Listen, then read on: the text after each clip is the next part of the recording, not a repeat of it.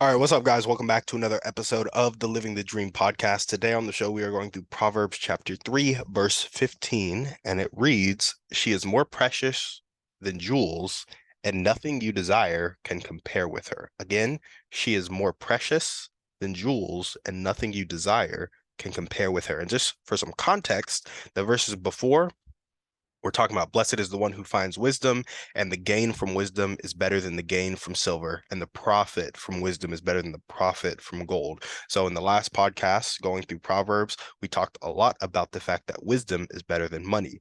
And now it's talking about the fact that wisdom is more precious than jewels, and nothing you desire can compare with her. So, not only does wisdom trump money, but wisdom trumps desire. And you think those things would be tightly connected, but I think they're a little different. Let me tell you why. So when I'm thinking about the entrepreneurial application of this, it reminds me of the value of reading. But before we jump into the entrepreneurial application, let's just talk about desire in general. So desires can be anything from lust to like you want to gluttony, like you either want some like sexual intimacy, you want some sort of intimacy, and you're lusting after somebody. And you notice how I said you want intimacy, so you lust. And this is because I've done my own kind of introspection, and I found that my kind of large appetite for lust as a man comes from a lack of intimacy or a lack of feeling together with people. So I feel alone. I feel like I'm not intimate, and I transform that into lust. And without that knowledge, this is why wisdom trumps desire. Without that introspection, I would never know that lust comes from loneliness, or that lust comes from lack of intimacy. And there are some desires that I'm seeking to fill in the incorrect way. And so when it comes to lust, when it comes to gluttony, maybe you are overeating because you're sad. You're not overeating because you're too hungry. You're overeating because you're sad. But if you never took the time to get the wisdom to understand yourself and know that you're sad, you will continue to overeat as opposed to dealing with the sadness. And so wisdom gained from introspection can trump a lot of our desires and maladaptive habits that we create because often our maladaptive habits are a coping mechanism to deal with a desire that isn't really being dealt with by that coping mechanism. It's just helping us cope. It's not helping us resolve the issue within us.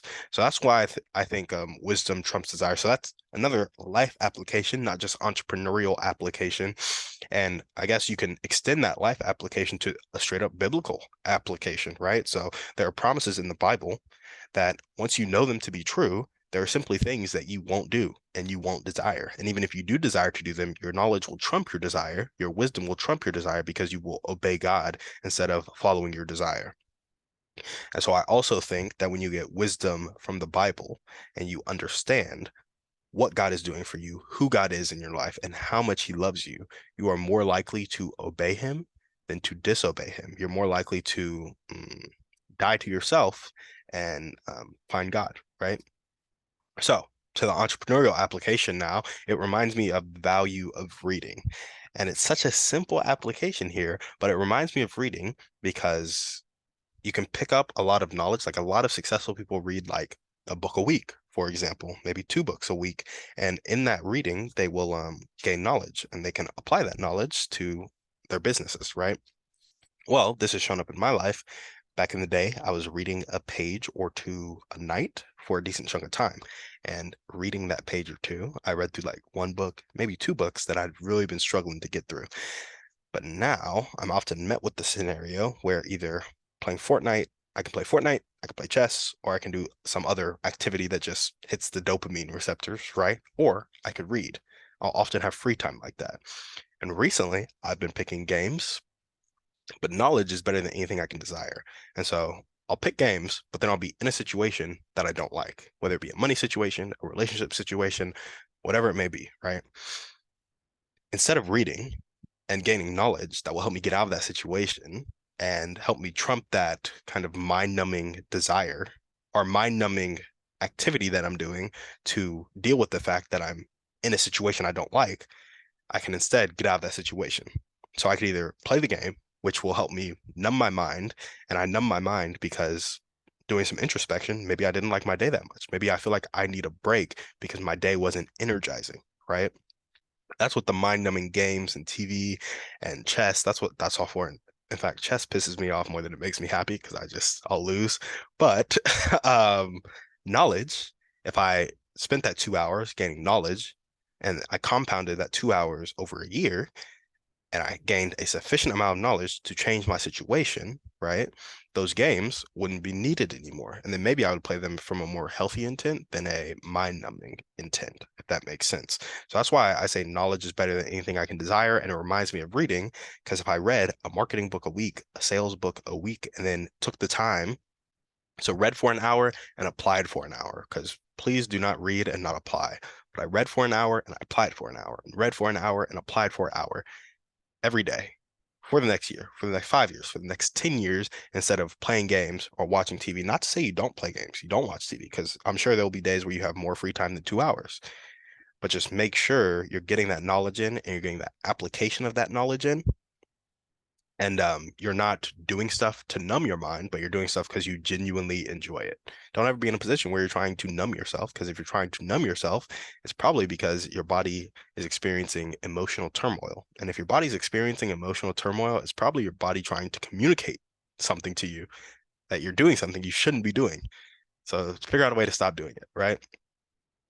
And so that's where it has shown up in my life. I used to read a decent chunk, and now I'm more in a place where I'm lacking the amount of reading that I had in my life before. And I would say that is because I feel like I've read enough books to have the knowledge, and now I just need to apply the knowledge.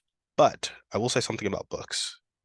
Repeatedly putting the knowledge in front of you in such a way that it reminds you and prompts you to action, I think is very helpful. And so even if you've read and you know that traffic comes from, it's a flow of traffic when it comes to marketing, right? Russell Brunson and I talked about this on the last podcast.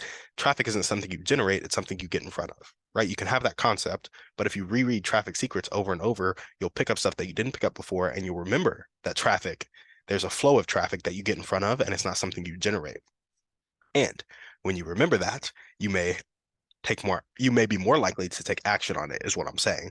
So reading isn't just for the gaining of knowledge, but often we need a reminder. We don't need to know something new. We need to be reminded of something we know. So where do I want this to show up in my life? I would say more consistent reading. Every successful people does it. And again, I stopped doing it because I felt like I had the knowledge I needed and was in a place where I just need to apply that knowledge. And also, a lot of books can just be kind of crappy. Like they're too long, they're drawn out, and they're not really riveting reads. And so also a bit of discipline through that boredom of reading to read and apply. Because as boring as that might be, I might read one sentence in that story that changes my whole perspective, that motivates me for the day, right? That teaches me something about discipline, and then it helps me take that next step in my life. So just consistent, disciplined reading. And there are pros and cons to it. Like you don't want to waste your time reading because it can be a form of mindless entertainment if you do it and you don't apply it. So read relevant information, on-time stuff, and then be in application mode. And if you're not in application mode, be in learning mode. And if you're not in learning mode, be in application mode. Like just don't waste so much time numbing your mind, for example. And how can you guys apply this to your life? Well, seek wisdom, read a book. Next time you get that desire that leads to a negative situation, do some introspection. Why do I have this desire?